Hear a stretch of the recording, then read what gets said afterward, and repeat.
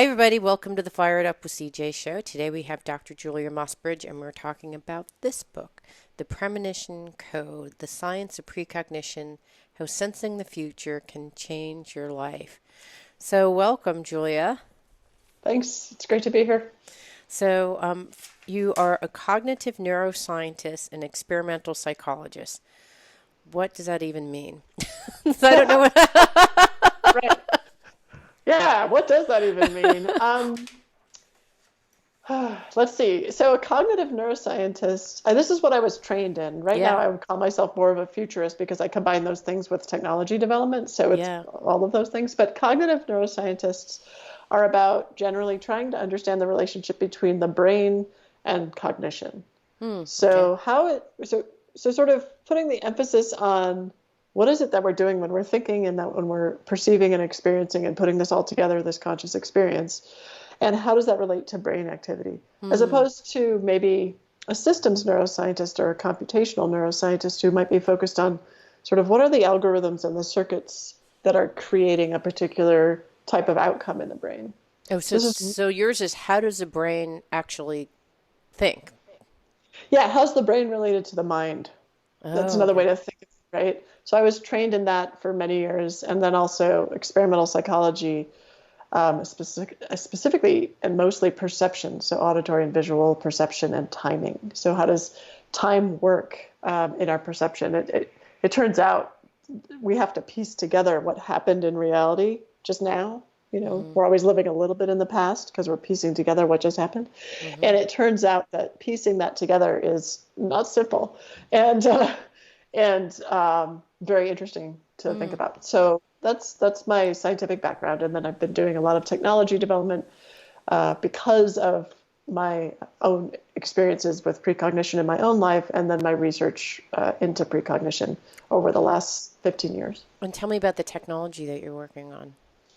Oh, multiple technology projects, including the website that goes with the book, which is a new Mm-hmm. method to help people train themselves in precognition, but also several apps out there. One psychic related app that I did with the Institute of Noetic Sciences and Dean Radin Oh, called, cool.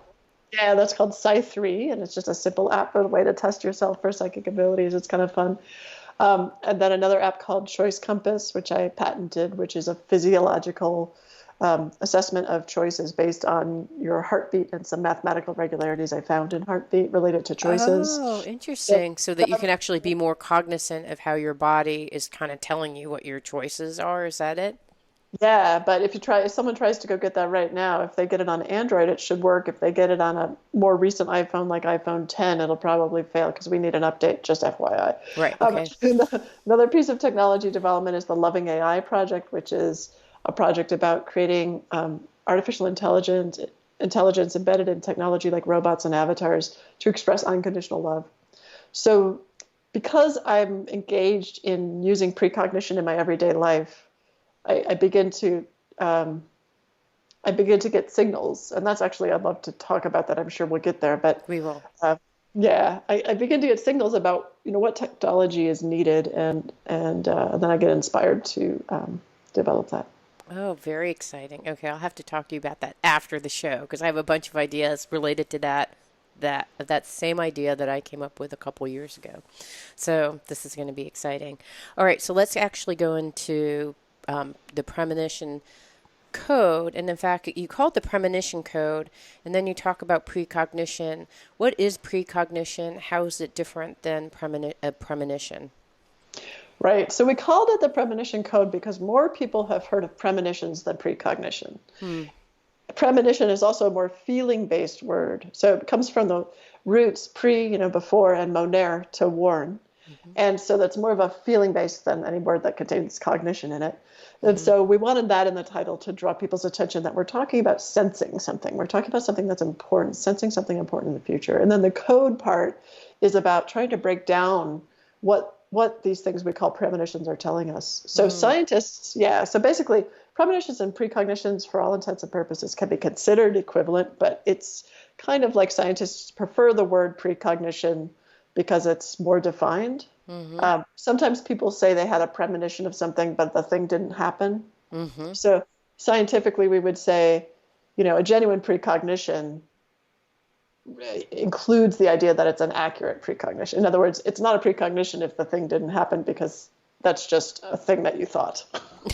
It's just a random idea. Okay, well, since you brought it up, one of the questions I had, which I thought was fascinating, is in the book you said to be reasonably convinced that genuine precognition has occurred in your daily life, you need to meet all the following criteria. And do you mind if I read them, or do you have them memorized? No, please read them, because I don't have them. Okay. What did I say? And do I agree with myself? I'm very curious. All right, two or more. Actually, the future you agreed, and for me to read these. So the two or more correspondences between the precognition and the event. So I'm not even sure what that means. So does that mean I had two intuitive hits before the event occurred? No, it's like this. So let's take the most common precognitive experience, which is a dream. Okay. Let's say you dream that the next day you'll see something red. Mm-hmm.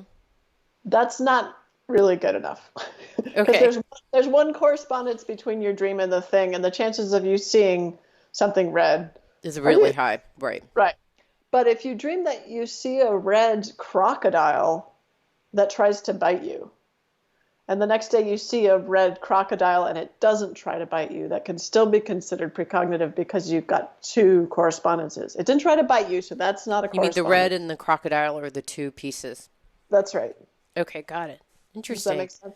Now, if you dreamed you saw a green crocodile, that's not two correspondences, because crocodiles are normally green. You see, so that wouldn't, it'd be like saying I dreamed I saw a crocodile that had teeth. It's like, all right.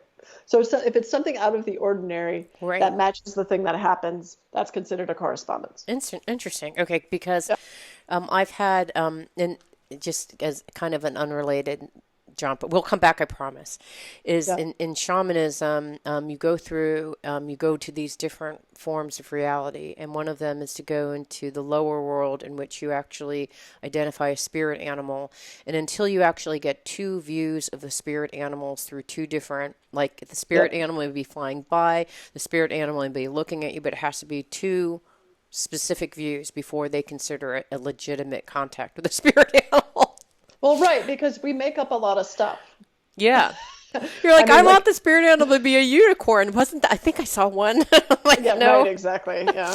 Okay, and then a reasonably short delay, less than 2 weeks between the precognition and the event.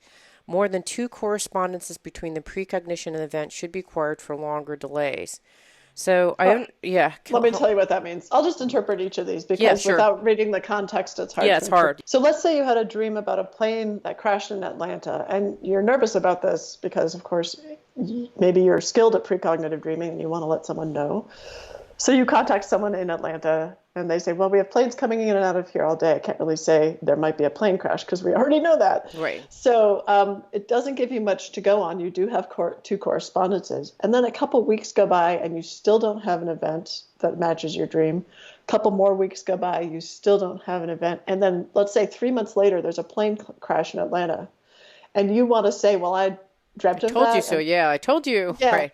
But because it was far enough away, you don't know in other words, the closer in time to your precognition and the more correspondences, the more likely it is that this was actually a precognition rather than a dream that you had by chance that corresponded to something in the future. So if you dreamed that it was a plane crash in Atlanta, there was a 787, there were 332 people on board, and the pilot was drunk, and then that happens a year later, that's way more convincing. And if it matches. Do you see what I mean? I see. Okay. So it's either it has to be duration with fewer variables or many variables over a longer period of time. Yeah. Okay. That's interesting, because I've always said that I have precognitive abilities, but they're very not useful, because I can predict something 30 seconds before it happens. So it's not. That's 30 seconds is a long time to avoid something big. Like, for a soldier, 30 seconds would be a long time to be able to get out of the way. Yes, I think you're right. Yeah, like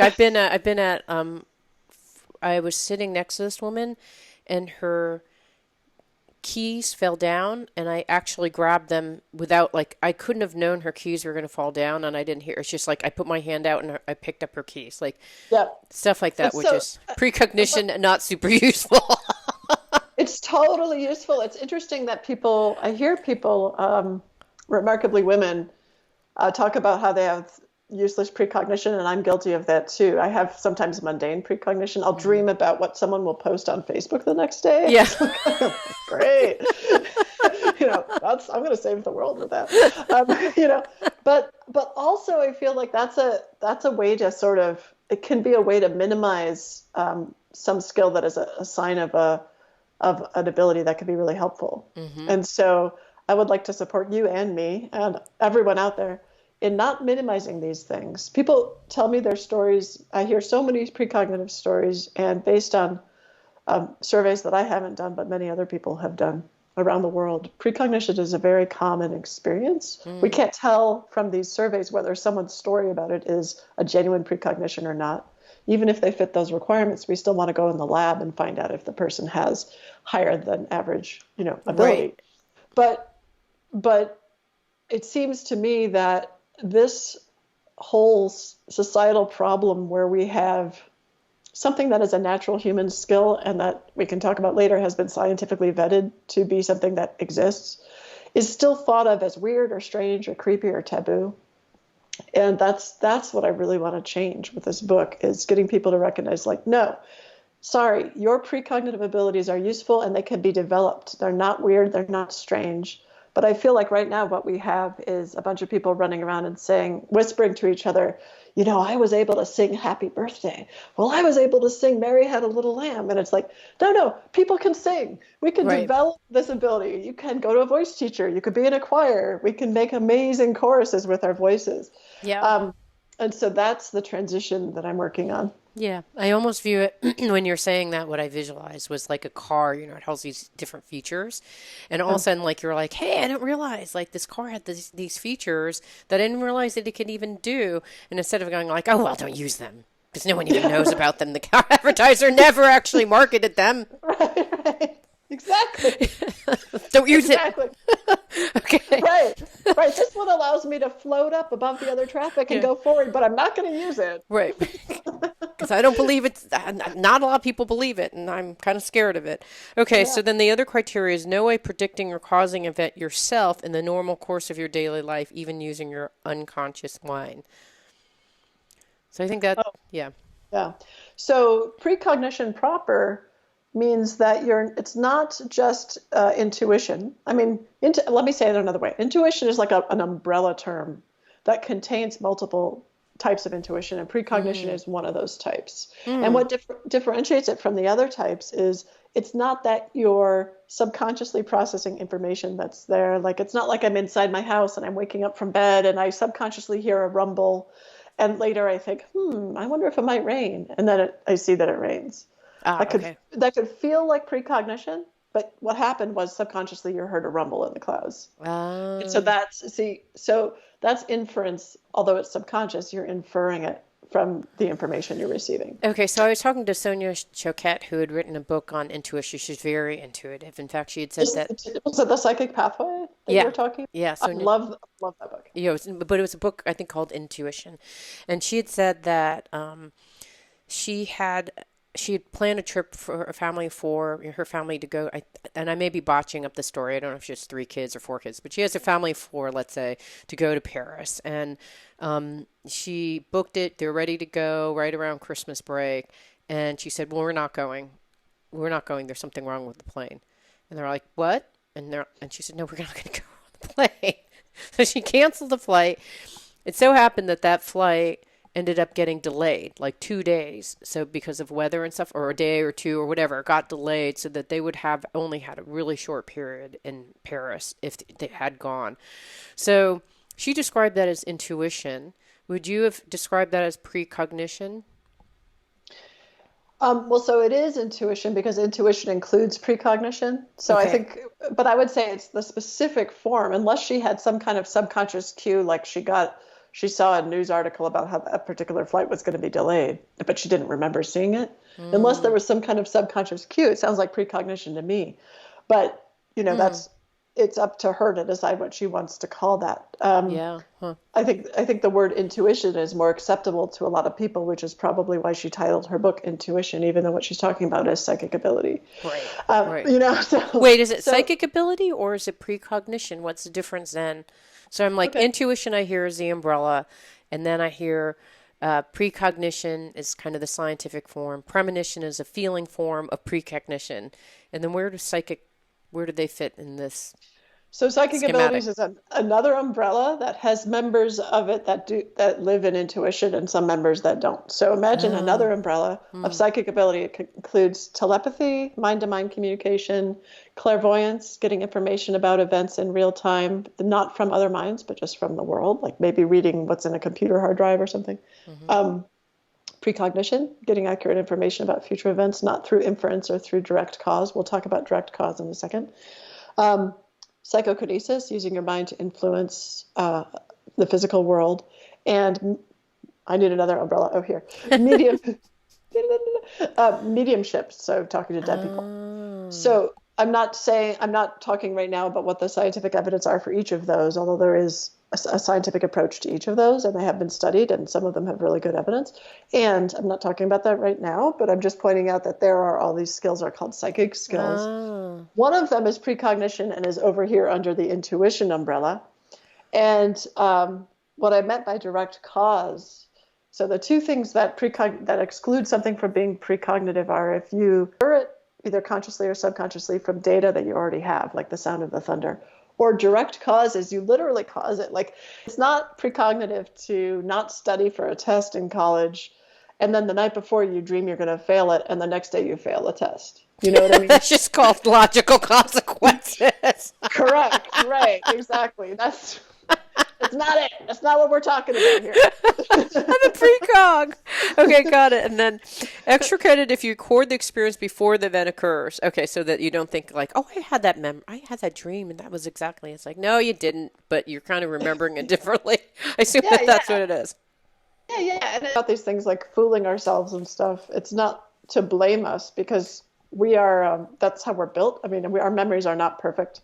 Hmm. That's how we're built. So it's just recognizing the reality of the situation and Hmm. acknowledging no one's 100% correct about their memory. So if you can write it down when you have intuitions, even during the day or dreams, it will really help you because then you will be able to go back and say, yes, I actually did remember this correctly, or no, I didn't, but this is what I saw and this is what happened. So it's taking seriously the fact that your memory isn't perfect. And I think that's really important. What you'd mentioned that a lot of people experience this as dreams, and what do you think? Basically in the neuroscience, like why is it happening? Why is our brain coming up with these ideas when we're asleep versus awake more often? Yeah, I mean, so I'll just say briefly the different types of precognition Yes, and then answer that question. sure. So the ones that most people recognize are the dreams, and my guess is that that's because two things. One is you don't have your conscious mind trying to explain everything all the time when you're a dream. Uh, You're used to like, oh, and then the chipmunk became a refrigerator. Oh right. well, Yeah. like, that's what happened. In real life, if that actually happened, you'd say, I'm going nuts. Yeah, exactly. So so there's more looseness, and so Mm, information that might be blocked out otherwise during the day can make its way to you in a way. mm-hmm. Um, but also there's during the day people can have these just knowing experiences or visions or voices in their head even when they're not schizophrenic, but just voices saying like clear voices saying like don't go down that road or Mm-hmm. go to the baby's room right now or things Mm-hmm. like this, that when they don't normally hear voices, but those they do those things and they have an impact. That's very close to something called a precognitive compulsion, which Mm-hmm. is where you don't hear a voice or see anything, but for some reason you're dead set to do something. So there's an example in the book. Actually, I think it's around the page where you were reading if you want to read it. It's this guy, Craig Hendricks. He's a friend of mine who's in the military. Yeah. And, Sergeant first class who lives in San Diego. He had a compulsion he had while he was in the Joint Inter-Agency Task Force in Baghdad. Here, the correspondence between his behavior and the events were not conscious, but we can infer them. We had a trailer. There were 20 of us with computers. We were doing research. One day, as I was sitting there in this air conditioned space, it occurred to me that I needed to get an iced tea. I never drank iced tea. We had plenty of cold water, and it was 112 degrees Fahrenheit outside. But I had this thought, I really want some iced tea. It was almost a conversation with my own mind. I said, nah, don't think so. The thought came up again, go get some tea. I said, no, I really don't think so. The internal voice was really insistent. You need to go get some tea. And I said, I refuse to. It's ridiculous. I will not. Finally, it asked again, and I said it was a good time for a break. I left my office sweating like a dog and walked to the compound to get the iced tea. It was so hot that I took a break before walking again. Then I headed back to the trailer. The trailer was in security compound, and when I returned, it was all secured. I wasn't allowed in. I wondered why, and later found out that about a minute after I left, a 120 millimeter rocket, I don't know, I'm probably not pronouncing if it's probably not millimeter, but a rocket had impacted right next to the trailer, stuck like a dart into the ground. It would have killed anyone in the vicinity, but it was not fused correctly. It could have killed me just by impact, even if it didn't explode. So what are the correspondences here? Well, they're not as obvious, but this is an important example of a life-saving compulsion that seems precognitive. So we'll walk you through them. So, wow, that's incredible. Yeah. So just think, think of the correspondences there. One of the correspondences is urgency. So if he just wanted some iced tea, but it wasn't this urgent, you have to go get it now, then you wouldn't call that a correspondence because he just wanted iced tea and then a rocket hit. Right. Right. So and you have to sort of think about these alternative ways things could have gone. But no, he wanted iced tea, and that was clearly, as far as we can understand this, it was either a major coincidence or the insistence was clearly some kind of information that had leaked back in time, or whatever you want to call it. I talk in the book about pulls from the future, but it was information that allowed him to survive. Many, many, many military people who have survived in action have stories like this. Anyone who's in firefighters, dangerous situations, police officers, those who have survived often have stories like this, where they just knew this was the next thing for them to do. It didn't make sense. So that precognitive compulsion, I think, is very common.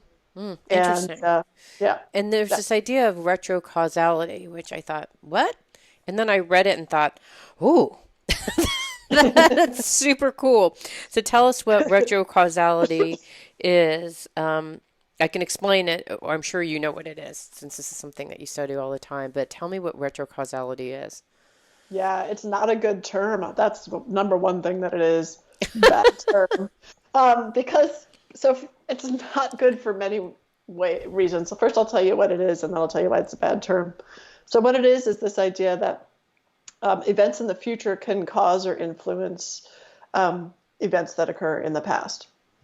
So it's a simple concept. It can blow your mind to think about it, since we're so used to these linear time stories that we've told ourselves. But it's conceptually simple. You know, the thing that happens tomorrow could influence what's going on today. That's the idea. That's not a difficult concept. It's just that we're used to thinking that the word cause actually means that something has to come before the other thing in order to cause it. Right. So it says experience revealing retrocausal effects suggests that whatever is going on right now is in some kind of a relationship with whatever is happening in the future. So whatever I'm doing right now is just going to be, affecting. So if I'm eating, I'm eating a bunch of pizza, I'll probably have a stomach ache later. Is this retrocausality or something different? So that would be an example of what's happening now causing your stomach ache. In the future, right? Yeah, so let's take the eating lots of pizza thing. Right. If in the future you figured out a way to send a message to yourself back today, when you started to have a stomach ache the next day, and you figured out a way to send a message to yourself today saying, just stop after the sixth slice, please. Right. And you could hear that message either consciously or subconsciously, and you could act on that message, that would be retrocausality. Okay, got it. So going back to there, you have a whole chapter on time. And so you talk about how we normally think of time. So can you go over what we normally think about time and how this whole retrocausality is like, what? I mean, it's a very different way of thinking about stuff. Yeah. We're sort of trained to think. Well, we're not sort of. We're trained to think about time, and we definitely experience, most of us definitely experience time as this, um, like a fluid, like a river, let's say, and we're flowing along. Here we are flowing along. This is like linear direction of time. We're Mm-hmm. flowing along in this direction. There's a directionality to it. We don't go in this direction and then back this direction. It feels like we're consistently going in one direction. We might have a memory of the past, but we say, that's a memory that's different from it actually happening. So we're still going in this direction, Mm-hmm. right? And what distinguishes the directions are, we remember this thing and we don't remember this stuff. Mm-hmm. We remember the things that we call the past and we don't remember the things we call the future. That's what's distinguishing the directions. That's Mm-hmm. one thing. Right. Another thing is our experience of our body aging, Mm-hmm. right? Another thing is our conversations with other people when they remember something Mm-hmm. that we remember. I'm doing quotes because all these terms are all bad in my opinion. But anyway, when we remember something that all these other people remember, we say, okay, good. This is a clue. That all happened in what we're calling the past. We all remember it. Okay. So, see, but another way to think of time, and this is the way that when I was a kid and I was thinking about time and I was reading sort of some of Einstein's special theory of relativity. When I was reading so I'm using my Tupperware container. Okay. Imagine that time is a room, Mm-hmm. okay? And so when you're traveling through time, you're traveling in the room. Let's say you're going in this direction, Mm-hmm. and someone else is traveling and they're going in this direction. Mm-hmm. But this is the idea of the block universe that is derived from the special theory of relativity in Einstein. But if you're traveling in a room, this part of the room has to exist when you start, if you're traveling towards it, right? Right. In other words, it's not that this part comes into being once you get there. It's that it exists the whole time. Someone else might get there first. It better be there when they get there. Mm-hmm. Okay? Mm-hmm. So when you start to think of time that way, more like a room than like a line, more like Oh, a yeah. So then that time, and that then future already exists, even though I can't necessarily see it. right. And given that humans and any organism actually, given the nature of life and the will to survive, or I won't even call it a will, this survival thing, impulse, I don't know, that is true for all of biology. If there's a way to harness information about that future in order to survive, it's going to happen. Mm-hmm. Mm-hmm. And so then come along a couple of facts from physics. And so one fact from physics is that most physical equations are time reversible, which means plus t or minus t, both of those can work in the equations. Mm-hmm. In high school, most physics teachers say, look, we're going to ignore the minus t, the backwards direction, because we don't see any evidence of any kind of information travel backwards in time. So we're just going to look at the forward direction. So that's Mm-hmm. the beginning of people in science being trained that you don't get to go in the other direction, even though you do get to go in the other direction. Right. So that's interesting. Then you go to quantum mechanics, and especially in the last 20 years, maybe even more so in the last 10 years, more and more empirical studies are coming out indicating that events that are happening in the future seem to be influencing events in the past. And these are with particles and interferometers and this double slit systems and things like that. You can Google, for instance, the delayed choice experiment and the delayed choice quantum eraser experiment to learn more about those. But the point is, it's looking more and more that retrocausality, which again is a bad name because cause is usually defined as the other direction. But anyway, things that seem to be influencing bidirectionally in time are not only happening, possible, it's actually useful. Okay, you're Oh, saying so now they're not okay. only happening. Say it again. So it's not only that retrocausal effects can happen, that you can show them in an experiment. There's ways in which the whole idea of retrocausality could be very useful to physicists in trying to understand other mysteries like entanglement. Mm. Hugh, there's a man named Hugh Price. I think he's at Oxford or Cambridge, I forget. And he talks about how if we just allow ourselves to accept retrocausality, we can solve a lot of problems. Also, Jim Cramer, Ruth Kastner, um, let's see, Aronov at Chapman University, a bunch of different physicists saying, now, wait a minute, retrocausality gets us a lot if we can allow it, if we can allow it. And what do you think of, so I'm in this self-help field, and there's all about manifestation, and it's about saying these declarative I am statements. So you're actually projecting, your ideal future self is like you're kind of thinking about your ideal future self now in that because you can actually influence the future through thinking about. So you go into your future self, the whole idea. How is that related to any of this? And so what I don't love about that is I think it messes people up because it goes in the wrong direction. So just imagine yourself in the room of time. Which version of yourself knows more about that room? The version that's now or the version that's in the future? Clearly the version that's in the future. It's always smarter than you are now. So you deciding what you think that future self should be like based on your current situation, how is that good? Right. Okay. Right. Because you're saying that like you're presupposing some outcome.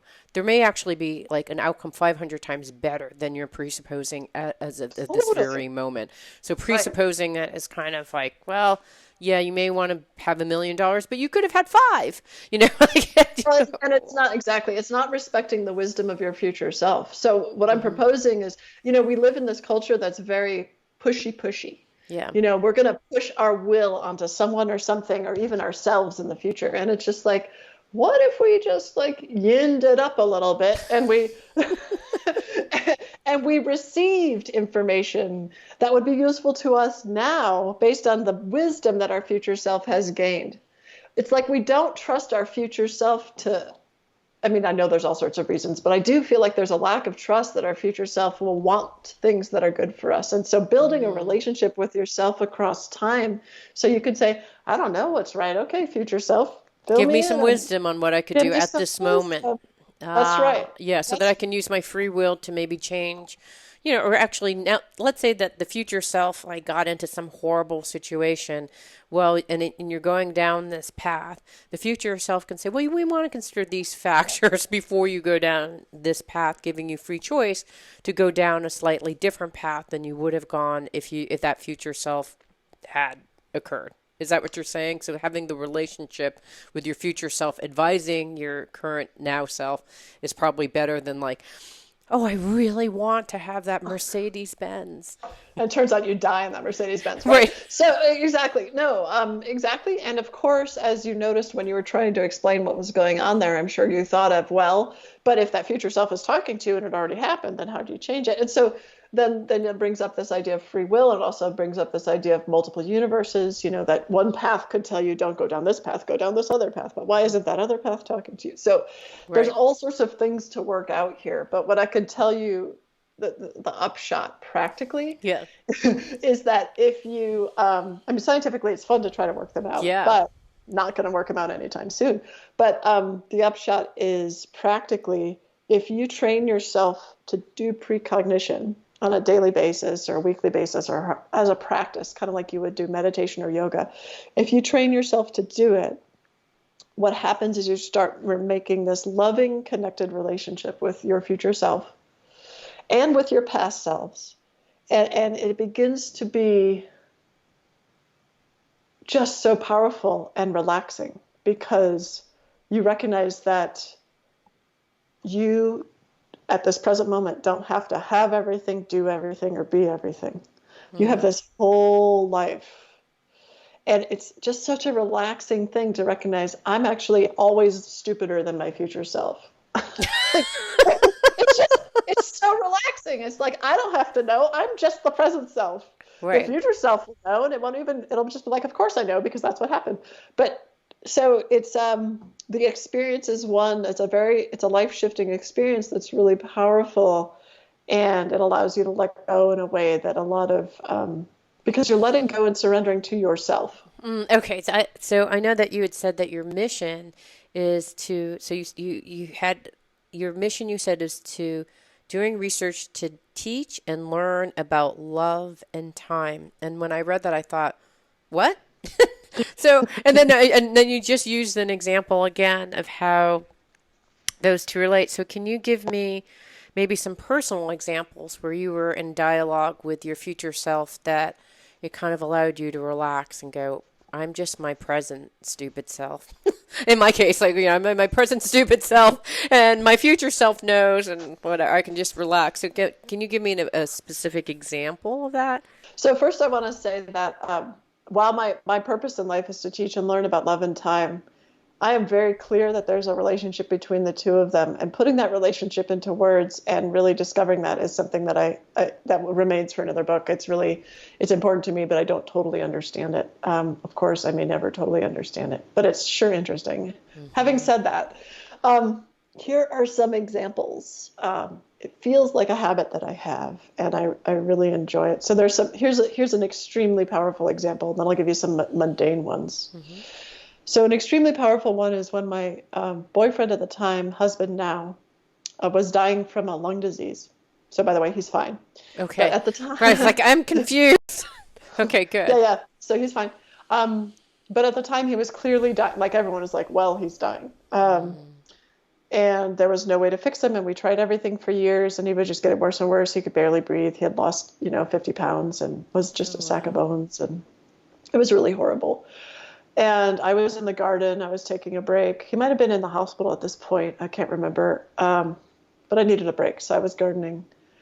And as I'm gardening, I feel this like light. I don't see it. I feel it. And all of a sudden, I have the knowing he's going to be fine. In fact, he's going to be thriving. And I was just like, I didn't question. I thought, okay. Like, I didn't think, well, that's crazy. And I didn't think that's scary. And I just knew that was my future self sending back a really important message. Because at this point, I had conversations with my future self before. And this is what it sounded like at an important point in my life, getting a very clear message that was going to help me was something that I knew I could do. So I said, okay. And I told him. And he said, great. How do you think? And I'm like, I don't know how. I know the outcome. Right. I don't know the how, but it makes me feel really good. But that experience allowed me to, when other people would say to me, well, it must be really hard for you for your boyfriend dying and everything, because he was my love. I mean, soulmate. And they knew that. I knew to say, yeah, it's really hard. I think it's going to be okay. Right. I get that sounds crazy, and I'm in denial. Right.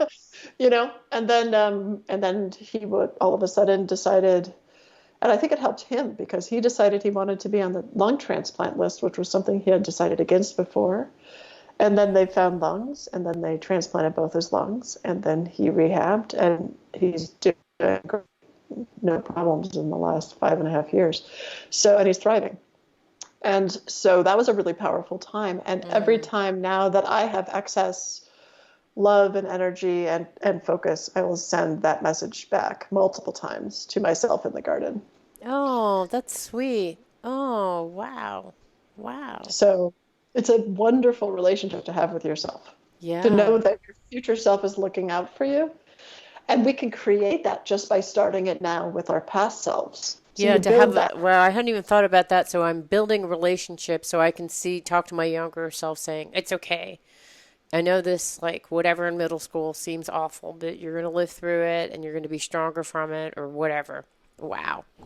You build that relationship, and then you know that you can have it from your present self. And then you realize, well, I'm doing that with my past. So in the future, this will be my past. So now, future self, I need some help.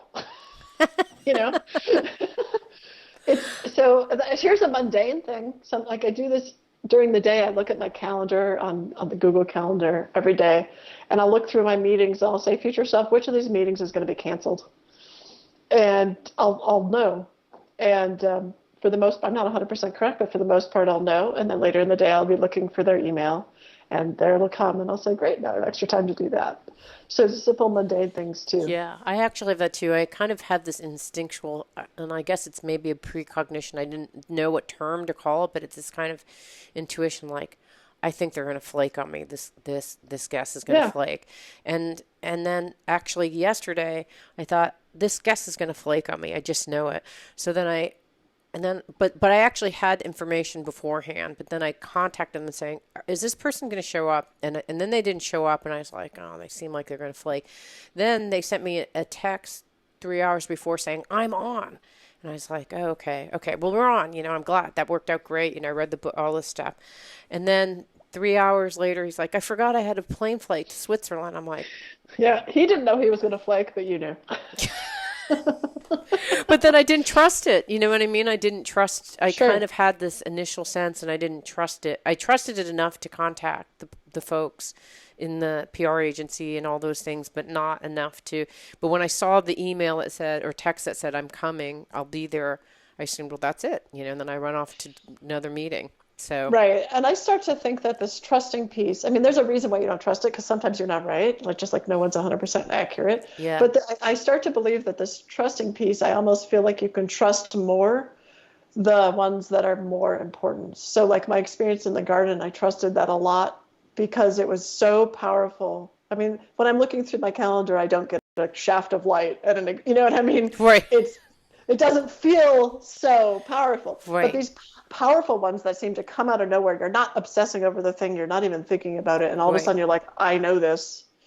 Those are the ones that I feel you can trust more because they weren't created by your ego. They weren't created, they're just out of nowhere. I mean, they feel like they're obviously out of the future, but they feel out of nowhere. And that is a sign when your ego rebels and says, wait, what is this? It's usually a sign that something's going on that's accurate. Yeah. Oh, that's interesting. I've had so many instances like that. So, do all of us have these abilities? You said it's innate, and we all have the abilities. But also, you talked about in your book that there are certain personality types and certain people that are more predisposed to having this ability. And I was wondering if you can share some of those. So, you said openness, extroversion, openness to experience, extroversion, and belief in precognition. Those are Yep. some types. And so can you tell us a little bit about what that means? Sure. So first of all, when I say this is an innate ability, what I mean is unconsciously, if you take a group of people and you measure their body, their physiological signals before certain events, you can show that they're predicting those events, even if they're not consciously aware of that. So that's on Interesting. average. Wow. So that's what that means. Being conscious of it is a different story. And there's certain people who are more capable of doing conscious precognition tasks. And that's where those personality types come in. So conscious precognition task is like literally, here are 4 pictures. You tell me which one the computer's about to display to you. This kind of thing. And the personality types that seem to be better at that are extroverted. So that's getting energy from being with other people, as opposed to introverted, which is getting energy from being alone. Having said that, I'm an introvert. I'm a pretty good precog. So these are correlations, but they're not absolute correlations. They're weak correlations. Openness to experience. So feeling like you might want to try something new. If someone says, hey, let's go bungee jumping, your first question isn't like, well, tell me exactly how safe it is. It might be like, oh, well, how much does it cost? And I already am going skydiving on Thursday, so maybe not Thursday, right? So basically, sort of, it's almost a willingness to be open rather than, no, my world is like this. Right. And then the third one is belief. So one of the best ways to do well on a scientifically controlled precognitive task is to believe in it. And you can see that over and over again. So those consistent correlations that I was conservative in the book when I was writing that chapter with Teresa, because I wanted to include only those correlations that had been seen more than once statistically. Those correlations are weak, but they tell us something. They tell us that precognition there has to be something to it. Otherwise, you don't get consistent correlations with personality types. Well, there was there was a statement that I didn't understand. It's openness to experience and extroversion, 2 of the big 5 personality traits. And then there's the parentheses. The others are conscientiousness, agreeableness, and neuroticism. Yeah. Have been associated with precognitive ability. So am I to read that these are other conscientiousness, agreeableness, and neuroticism as part of kind of personality types that work well for precognition? No, sorry. I hope that was in a parenthetic. If it wasn't in parentheses, it should was. have been. Okay, it was in Okay, parentheses. yeah. I like always to teach. I'm a little bit too much of a teacher sometimes, so I think I was just saying, by the way, the other big five personality traits are these.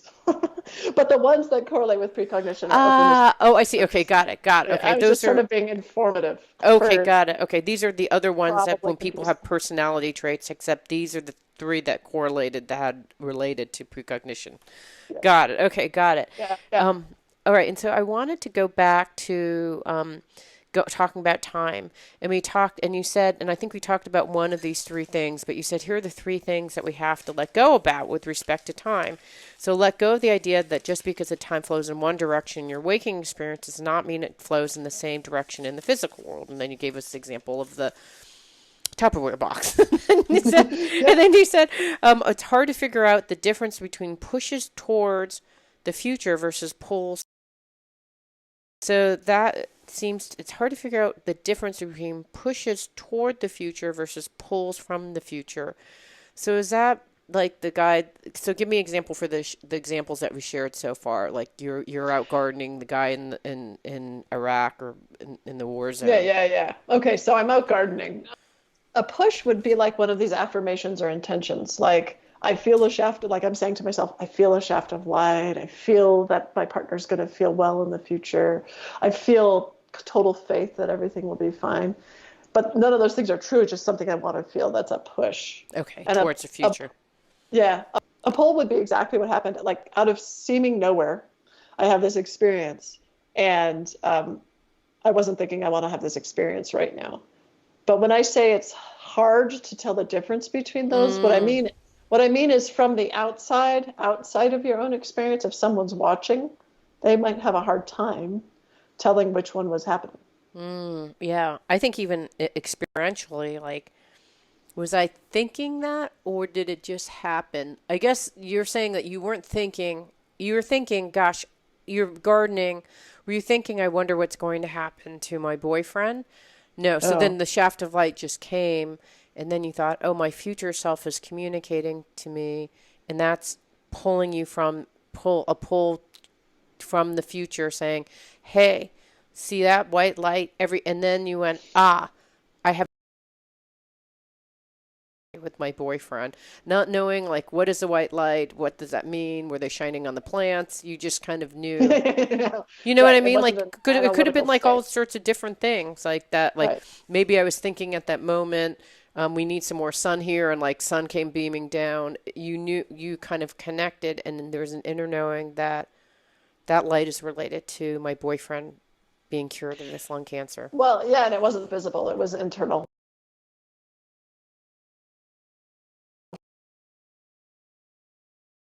Every single the thing that we also have to change in terms of what how we think about time is every single event you experience is a causal loop.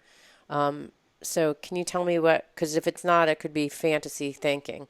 Is that the hey, I'm not going to do well on the tests? So is that the fantasy thinking part, or is that something different? Let's disentangle those two things. So let's Okay. talk about what a causal loop is. Yes. A causal loop is okay. Here's my phone. And no, here's this cup. Mm-hmm. I don't want to drop it. And if I drop it, well, I'm going to catch it. But if I drop it and let it go to the ground and it shatters, we normally say that the reason it shattered was because I dropped it and it's made of glass and glass shatters on impact with the floor, right? So the cause of the shattering was me dropping it, Mm-hmm. right? But when we're thinking time symmetrically, you could also say the cause of me dropping it was that it was going to be shattered on the floor. How was I going to get it to be shattered other than dropping it? Mm-hmm. So Mm-hmm. that's a causal loop. And and it's starting to look like that the future and the past are always in a causal loop relationship with each other. It's like the Ruth Kastner talks about this in her books about quantum mechanics as that the past and future are in this handshake agreement around what's going to happen in the present. And the Mm. past and the future have to agree. You don't get to have a past that doesn't agree with what's going to happen in the future. You don't get to have a situation where I let go of this and suddenly the glass lands on Mars, but it's not shattered. I mean, like that's just not an agreement between the past and the future on what's happening. So, so that's a causal loop. And then in terms of fantasy thinking, it's like I don't know if I went too far in that chapter and tried to explain too much, but my point was, um, precognition is not the same thing as a causal loop, because everything in the past, I mean, according to this particular philosophy, everything in the past and the future is in this handshake. But precognition is an actual receiving information about what will happen in the future, not just a causal relationship. Ah, okay, got it. So it's Yeah, like somehow you're kind of like, aha, I picked up a little piece of information about the future versus just being kind of like an hearing unwilling or like just kind of at subjected will to whatever these things are happening. correct. Yeah. Okay, okay. Interesting. All right, there's so many more things that to talk about. That we It's unfortunately ran out of time, but it's so I find this stuff fascinating. cool. So we've been talking to Dr. Julia Mossbridge, the Premonition Code, and what we weren't able to cover are there a whole bunch of things that correlate to of tests and ways to kind of define.